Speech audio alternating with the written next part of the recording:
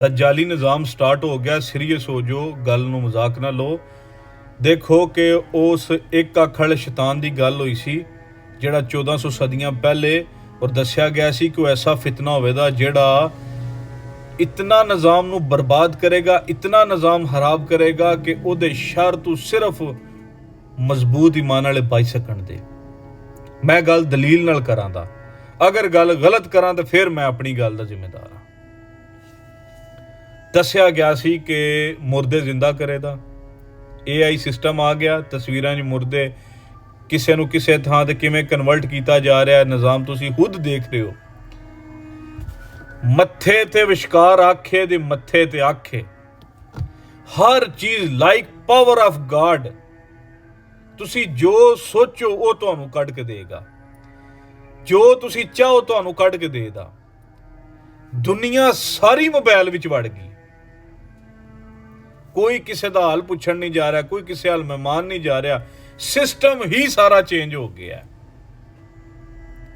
ਲੋਕ ਉਲਝ ਗਏ ਨੇ, ਲੋਕ ਲੜਨ ਨੂੰ ਪੈਂਦੇ ਨੇ, ਖਾਣ ਨੂੰ ਪੈਂਦੇ ਨੇ, ਲੋਕਾਂ ਤੋਂ ਦੂਰ ਹੁੰਦੇ ਨੇ, ਰਿਸ਼ਤੇ ਖਰਾਬ ਹੋ ਰਹੇ ਨੇ। ਮਜ਼ੀਦ ਘਰਾਂ 'ਚ ਲੜਾਈਆਂ, ਨਫ਼ਰਤ, ਇੱਕ ਦੂਜੇ ਨਾਲ ਨਿਜ਼ਾਮ ਬਿਲਕੁਲ ਖਰਾਬ ਹੋ ਰਿਹਾ। ਝੂਠ ਦੱਸਿਆ ਫਰਵਾਨੀ ਨਾ ਬੋਲਾ ਜਾਏਗਾ।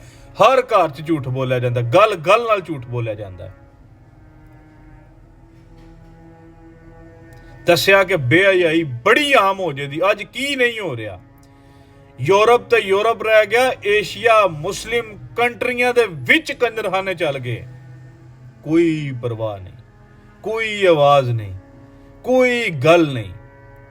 ਸਾਡੇ ਮੁਲਕ ਦੀ ਹਾਲਾਤ ਇਸ ਤਰ੍ਹਾਂ ਨੇ ਕਿ ਜਿਹੜਾ ਮਰੀਮ ਨਵਾਜ਼ ਦੇ ਖਿਲਾਫ ਗੱਲ ਕਰੇ ਨਾ, ਉਹਨੂੰ ਅਪਡੇਟ ਕਰ ਦਿੱਤਾ ਜਾਂਦਾ ਉਹਦਾ ਸਾਫਟਵੇਅਰ। ਤੇ ਜੇ ਦੀਨ ਦੀ ਗੱਲ ਆਵੇ ਤਾਂ ਸਿਸਟਮ ਹੀ ਕੋਈ ਨਹੀਂ। ਸਿਸਟਮ ਹੀ, ਨਿਜ਼ਾਮ ਹੀ ਖਰਾਬ ਹੈ ਸਾਰਾ।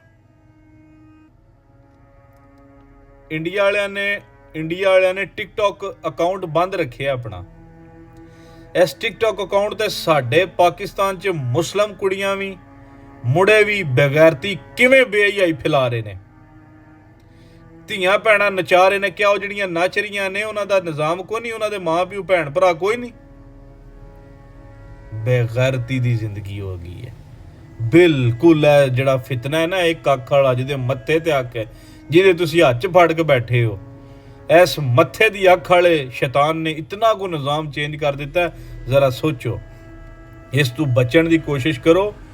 ਰੱਬ ਦਾ ਜ਼ਿਕਰ ਕਰਿਆ ਕਰੋ। ਜ਼ਿਆਦਾਤਰ ਮਤਲਬ ਹੈ ਕਿ ਰੱਬ ਵੱਲ ਰਜੂ ਕਰਿਆ ਕਰੋ। ਅਹਿਲੇ ਈਮਾਨ ਹੀ ਬਚ ਸਕਦੇ ਨੇ ਇਸ ਫਿਤਨੇ ਤੋਂ, ਹੋਰ ਕੋਈ ਨਹੀਂ ਬਚ ਸਕਦਾ।